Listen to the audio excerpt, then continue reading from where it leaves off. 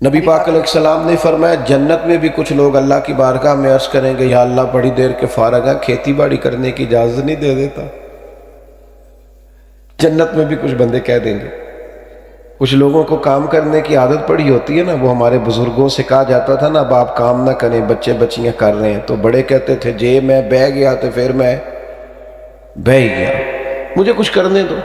تو کچھ لوگ جنت میں بھی، ایک دیہاتی صحابی حضور کی بارگاہ میں بیٹھے تھے تو نبی کریم علیہ السلام نے اس موقع پر فرمایا کہ کچھ لوگ اللہ کی بارگاہ میں جنت میں جا کے بھی عرض کریں گے مالک کو کھیتی باڑی کی اجازت مل جائے، تو رب فرمائے گا یہاں کیا ضرورت ہے، یا اللہ ہمارا دل کرتا ہے۔ تو جنت میں چونکہ ہر چاہت پوری ہوگی تو انہیں اجازت دی جائے گی۔ حضور فرماتے ہیں ادھر وہ بیج لگائیں گے ادھر فصل پک کے تیار بھی ہو جائے گی، اور اس فصل کا جو ڈھیر لگے گا وہ پہاڑ کے برابر لگے گا۔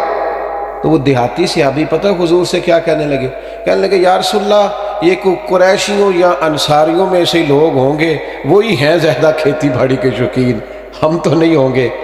وہ کہتے ہیں اس صحابی نے یہ بات کی حضور کی بارگاہ میں، لیکن نبی کریم اتنا مسکرائے کہ دانتوں سے نور نکلنا شروع ہو گیا۔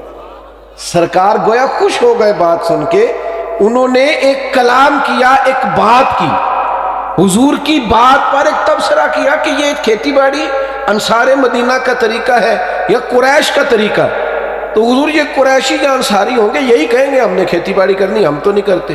حضور نے بات سنی اور محبوب کے باقاعدہ، اچھا اب ذرا اس کی تفسیر دیکھیے اعلیٰ حضرت کیا فرماتے ہیں۔